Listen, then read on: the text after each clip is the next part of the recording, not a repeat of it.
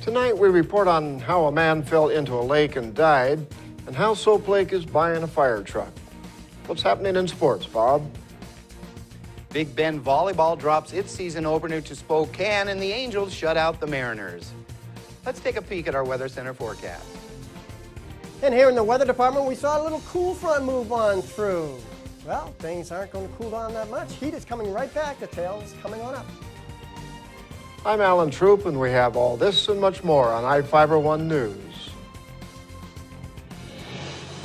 From the iFiber1 HD studio here in the heart of the Columbia Basin, this is iFiber1 News, your #1 source for local news, sports headlines, and our very own Weather Center forecast covering the entire Columbia Basin. This is iFiber1 News, and it starts now.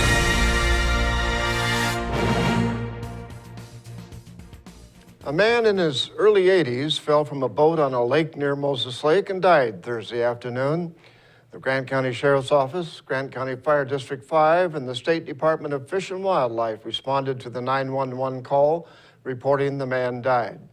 He was in a boat with 2 other people on a lake that is about a mile from Road C Northeast and went under the water. He was not wearing a life jacket. The body was recovered and will be in the custody of the Grant County Coroner's Office. There is no additional information available at this time. iFiber1 News will have another story when the information becomes available. Authorities are asking the public to help find a suspect who was caught on camera breaking into a home last week near Elmira at the borders of Lincoln and Grant counties. The suspect burglarized a residence last Friday about 8 miles north of Elmira, which is close to the Grant County line. Officials believe it's possible the suspect lives in Grant County. The Lincoln County Sheriff's Office began asking the public for help to identify the suspect on Wednesday.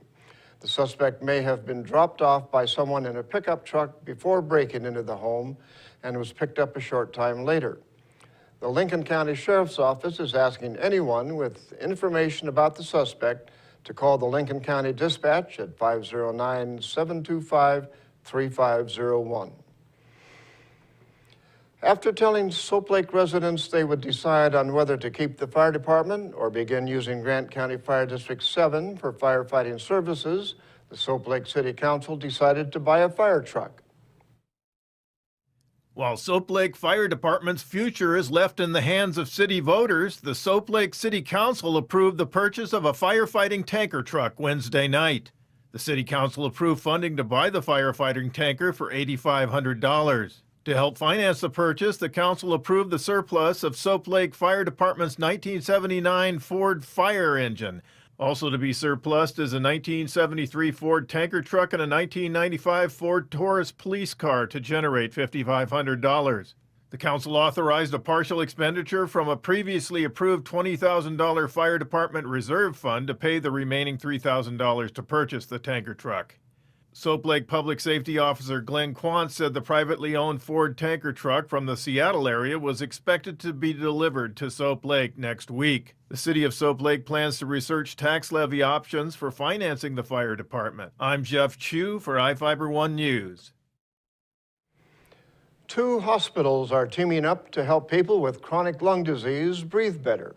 Quincy Valley Medical Center and Columbia Basin Hospital in Ephrata have joined to provide a Better Breathers Club. It is a support group to help people with chronic lung disease and their loved ones. Better Breathers Clubs help people with chronic obstructive pulmonary disease or other lung ailments. The Better Breathers Club will meet the 3rd Thursday of every month, alternating between Quincy Valley Medical Center and Columbia Basin Hospital. The Ephrata 4-H is helping pets find homes through adoption and teaching kids about pet grooming on Friday. The children will be at Dell's Feed and Farm Supply store at 1510 Basin Street Southwest in Ephrata. Pet adoptions begin at 10 a.m. and a kids' pet grooming class starts at 1 p.m. A bake sale will take place to help raise funds. The State Department of Fish and Wildlife will put on a search and rescue dog demonstration at 1 p.m. on Saturday at the store. The dog is one of only 4 dogs certified in the state for flying in helicopters. Now we take a look at people being sought by law enforcement. This is Sheriff Tom Jones with the Grant County Sheriff's Office. Each of the people you see here have a warrant for their arrest. If you see any of these people, we ask you do not attempt to detain or apprehend them, but call us at 509-762-1160 or send us an email at crimetips@co.grant.wa.us. If the person is presenting a danger, call 911. With your help, we can bring these people to justice and make our community safer. We'll be right back after this. Are you looking to improve your or your child's smile? At Casciati Orthodontics, we make it our mission to make braces more affordable and fun.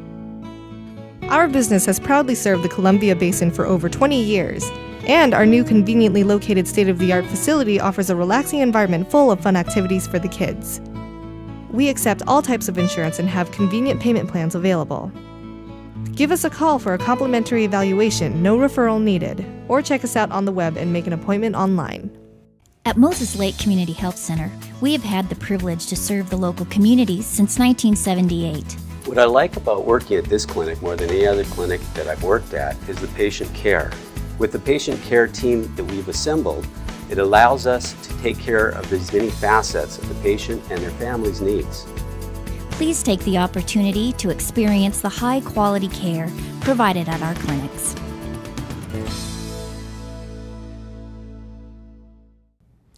And hi there, everybody. Meteorologist Don Morelli with you here on iFiber Channel 1 News Weather. Your forecast is brought to you by Bud Cleary Toyota Dealers. Toyota, let's go places. And in fact, we're looking pretty nice after this little cool down and a cool front move through today. But we are looking for the heat to come right back through the weekend. We're looking for the winds, which have been gusty today, to decrease. The clouds, which have been in and out of the area, to decrease as well as the front moves away. Had a few sprinkles earlier in some areas, but not that much. Cool mornings on tap, but the heat, as I mentioned, does return through Monday. Autumn arrives a day late. What that means is, well, officially, autumn arrives at 7:29 p.m. Monday night. So we're looking for Tuesday to see the cooler fall-like conditions come our way. So until then, above normal temperatures. What's normal? 77. 82 is where we topped out this afternoon, a little cooler than what we've been seeing the past few days. 62 degrees the morning low, so way above the normal of 49 degrees. And officially no precipitation, but as I mentioned, there's been a few sprinkles around the past 12 to 18 hours, but things are now moving on off. 84 degrees and 60, the extremes in Moses Lake, compared to normal 77 and 46. And once again, nothing official yet, but wouldn't be surprised if a few sprinkles get reported in and around the area. But we are looking at, again, a very pleasant evening now with the skies breaking apart, with the clouds moving on off. The winds are settling on down a little bit, still a little gusty, and they will remain so for another 3 to 6 hours. But during the day on Friday, things will be a little calmer. Temperature degrees right now, 80 outside, and we're looking for temperatures tomorrow morning to cool on down, of course, to the 50s for the most part. Here we go, overnight tonight, things clearing on out, drying on out. What I really want to point out too is not only that we're drying on out, but way out west is a Gulf of Alaska system that'll sit there for a few days, but it's going to start pumping up moisture from the south. Late in the weekend, a few more clouds. Monday, a few more clouds, but Monday night, Tuesday is when everything converges and we start seeing a little bit of a change in the pattern to autumn feel. But until then, not too bad. You can see statewide, 60s and 70s along the coast. Not too bad of a day, and looking into the inland northwest, upper 70s to near 80. And as we zoom into our area, you can see we're looking fine and dandy. A nice looking Friday, great way to end the work week with temperatures in the lower 80s, a few passing clouds, and winds not nearly as bad as they were today, or not nearly as gusty. Bad is probably not the best of words. It wasn't too bad of a day today. But here we go, taking a look at the forecast. Fall is coming, believe it or not. But not before we go through a little late summer heat, 90s into Monday. But look at Wednesday, Thursday, cool down and unsettled weather coming back our way. Keep it here. You know what's next, sports. Toyota wants to know, how do you celebrate summer? We go fishing. We like to hike. We love camping, mountain biking, as often as possible. No matter the activity, there's a Toyota perfect to take you there. From that favorite fishing spot, camping area, or just a great summer drive, including Tundra. Now offered with reduced APR financing or an amazing lease. For details, see any of your Inland Empire Toyota dealers today and enjoy your summer to the fullest. Toyota, let's go places. What's white and yellow and red all over? If you said the local book telephone directory, the one with the purple sunset on the cover, then you're right. In print and online at statewideyp.com, it features up-to-date local maps, community information, and a calendar of events. With a restaurant dining guide with full local menus and a reverse directory, you're sure to find the number you're looking for. With the local book telephone directory, it's the best way to get the information you need. Pick up a copy of the local book today or visit statewideyp.com.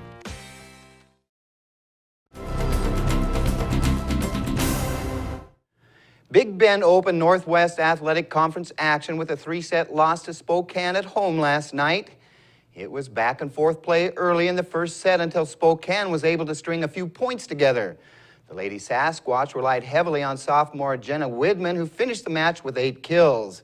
After taking the first set 25-18, Spokane came back strong in the second. The Vikings kept it close until Spokane relied on its big outside hitters to take control. After dropping the set 25-20, Big Bend showed heart in the third. The set was a real thriller with Spokane pulling it out 37-35. Shania Bateman came up big for the Lady Vikings with 12 kills, while Peyton Clark added 9. Libero Kennedy Bell finished with 18 defensive digs for Big Bend. Lizzie Ridley had 19 digs for the Lady Sasquatch. The Vikings travel to Everett this weekend to compete in the NWAC crossover. Well, the Mariners wasted a solid outing by rookie James Paxton in a 5-0 loss to the Angels last night. Paxton was locked into a pitching duel with C.J. Wilson, with the two hurlers giving up just 4 hits and no runs through 6 innings. But the wheels came off the bus for the M's in the 7th when Howie Kendrick sparked a 5-run Angels rally. Kendrick opened the floodgates when he scored from first on David Freese's single that got past right fielder Krista Norfia. C.J. Crone hit a 3-run homer for the Major League leading Angels, who wrapped up their first division crown since 2009. The Mariners look to even the 4-game series with the Angels tonight. Felix Hernandez gets the start. Seattle trails Kansas City and Oakland by 2 games in the wild card race. The M's need to make up ground quick with only 11 games left in the regular season. The Seahawks and Broncos butt heads for the first time on Sunday since Seattle crushed Denver 43-8 in last year's Super Bowl. The Hawks are looking for a bounce-back win after dropping last week's game to the Chargers in San Diego. Well, there is plenty of high school football action going on in the Basin Friday. Ephrata hosts East Valley. Soap Lake hosts Lake Roosevelt. Moses Lake entertains Coeur d'Alene. Warden takes on Walook at home. Quincy travels to Prosser. ACH is at Cusick. Royal City plays at Connell, and Othello hits the road to Wapato to do battle with the Wolves. So if the opportunity presents itself, get out and root on your local teams. Coaches and players will appreciate your support. iFiber Communications will be broadcasting the Chiefs-Vikings game live on Channel 1. Kickoff is scheduled for 7 p.m. We'll be right back after this. Searching for that perfect place to settle down? Whether you're looking for an elegant single-story, spacious 2-story, or a custom home on acreage, Aho Construction can aid your decision with a streamlined production process that saves time, money, and natural resources. Compare us to other builders and see for yourself what advantages you can get by choosing an Aho home. Our philosophy is that we do things right the first time around. Start planning your dream house today with Aho Construction. Call 509-766-1366. Just when I thought the blizzard couldn't get any better, DQ put the blizzard inside a waffle cone. This is mind-blowing. So when DQ asked me how I would tell the world, I said...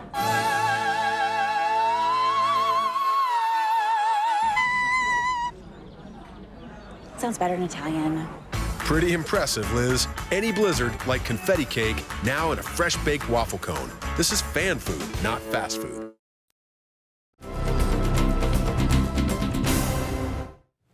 Our spotlight story tonight is about the upcoming Bluegrass Festival in George this weekend. Reporter Jeff Chu has the details. They're picking and grinning at the George Community Center Park this week. Musicians are jamming at the 8th Annual George Bluegrass Festival. They're warming up with old country songs that are lifted with the sounds of guitar, fiddle, mandolin, dobro, and banjo. Recreational vehicles owned by traveling bluegrass lovers line the edge of the community park in George. They were there early this week to enjoy good weather and jam with friends. The so-called bluegrassers are waiting for a weekend of professional bluegrass performances scheduled for the park's main stage. Nighttime indoor events at the George Community Center are also planned. Ephrata retiree Richard Starr is just one of the local bluegrassers who loves the festival. He's a popular dobro player at the event. He's been playing one string instrument or another ever since he was 12 years old and bought his first guitar from the Salvation Army. But dobro is his first love. Then I tried the fiddle in about 1947, played that for a while. And then I tried the 5-string banjo, and I love a banjo, just dearly love them, but it wasn't what I was looking for, and the first time I heard the dobro, that was it. It kind of raised the hair on my arm. I said, that's the sound I've been looking for. So, Debbie Coy, who organized the event each of its past 8 years, said she and her husband love to play. Her husband is Elliot Coy, who is George's mayor. Together they love to play in a bluegrass setting, much like those early birds at the festival. Those musicians, after a concert, they're still kind of keyed up, you know? So they want to sit and jam for a while. So we've had the most marvelous jams in our living room that it's just a kick in the pants. It's so fun. During the latter part of the festival, Friday through Sunday, performers take to the outdoor stage until things cool off at night. Then the music moves indoors at the George Community Hall stage. Coy described what traveling bluegrassers are all about. Once they get a guitar and an RV, they hit the road, and a lot of them will go from festival to festival to festival all summer long.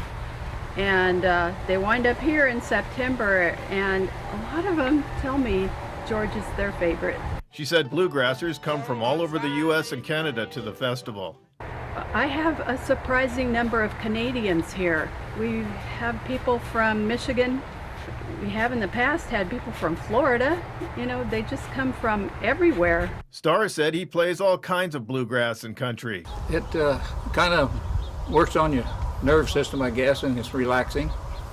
And it makes you feel good, and like a good cold drink of water. That's kind of the way it is. For the lineup of this weekend's performances, see georgecommunityhall.com or see the Facebook page.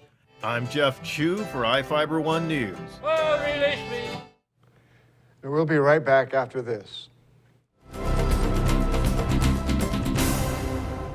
Well, one thing I knew from being a patient myself was that a dental office is a scary place to come to. And so we wanted everything possible to make sure that our office is a comfortable place for our patients to visit.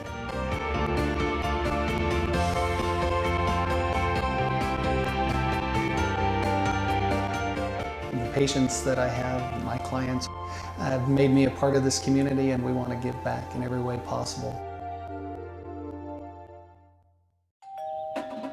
Game time. Papa's in the house. Wow, what's all this? I'm all about stats. For instance, have I got some numbers for you? Papa John's, a leader in online ordering. You bet, Jim. You were the first pizza company to offer it nationwide. What's the secret? Jim, it's the pizza. To celebrate our online leadership, get Papa John's new double pepperoni and bacon pizza for just $12. Better ingredients, Better pizza. and a better way to get it, papajohns.com.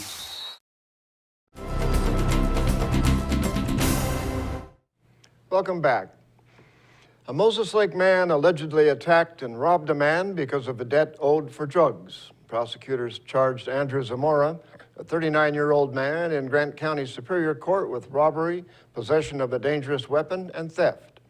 Zamora reportedly went to the victim's residence on the 100 block of West 6th Avenue in early March. The victim allegedly owed Zamora money for heroin. The victim reported Zamora came to the residence and began threatening him. Both the victim and a witness reported Zamora put on brass knuckles and demanded money from the victim. He allegedly gave Zamora $90. The victim claimed Zamora took a bag with $900 and a couple of cameras. In Northwest news, after almost 30 years, investigators in Tacoma have solved the case of a missing boy. King reporter Drew Mickelson has the details. Huge. That's how the detective who broke this case described the moment when he got the confession detectives at this department have been waiting for decades. To find my son. January 10th, 1983, That's when Stanley Goudreau called Tacoma police and said his son had vanished at Point Defiance Park. Detectives say the truth was Stanley Goudreau had just killed his 2-year-old son Wallace. But police and the community believed the story at the time. Flyers were circulated about a suspicious person who had been at the park. The father was a suspect, but there was never any evidence tying him to the case, and police never found a body. But then in 2011, in Louisiana, Stanley Goudreau turned himself in for the murder of his wife. When Goudreau was arrested, Tacoma Police Detective Gene Miller decided to go to Louisiana to see if Goudreau wanted to talk about his son. And he did, admitting he had hit the boy and buried him along the Tacoma waterfront. Police resumed their search at the time but never found the body. That did not stop prosecutors from filing manslaughter charges against Goudreau in the death of his son. And it's definitely one of those ones that, as I said before, strikes a chord with all of us because it's a child case, and children are not supposed to be killed. They're supposed to live these long, happy, healthy lives. Goudreau is serving time in Louisiana for his wife's death right now, and we're told he could be back here in Washington State on his son's manslaughter charges within the next month. In Tacoma, Drew Mickelson, King 5 News. A doctor has been arrested for allegedly molesting a 10-year-old patient, and now police are worried it may have happened to others. King 5 reporter Travis Pittman has more on the arrest. Multiple photos online depict John O'Brien as a family eye doctor and family man. But tonight, police picture him a different way. I see that Mr. O'Brien is present in custody. The 33-year-old optometrist is in jail and accused of using his position to take advantage of a young girl. Everett police say it happened here when the 10-year-old girl made a visit in August to the eye doctor at this Broadway clinic. They say O'Brien dilated the girl's eyes and told her father to wait outside an exam room. Court documents say once inside, O'Brien told the girl to take her shirt off, pulled down her pants, and told her it was part of the exam. She believed, but could not see, that O'Brien took photos of her naked body. Police say 7 images were found on his phone to corroborate her story, and additional charges could be forthcoming. So we would be shocked if we end up learning that this is the only victim. That's because prosecutors say when O'Brien was arrested at this Bellevue home yesterday, he tried to toss additional evidence. He appeared to deposit a removed laptop hard drive and a cell phone into the card. Police have issued a warrant to scour those devices for more photos that may paint an entirely different image of the doctor than the one he had previously displayed. And that's going to do it for us here at I-501 News. We want to thank you for watching, and we'll see you again tomorrow.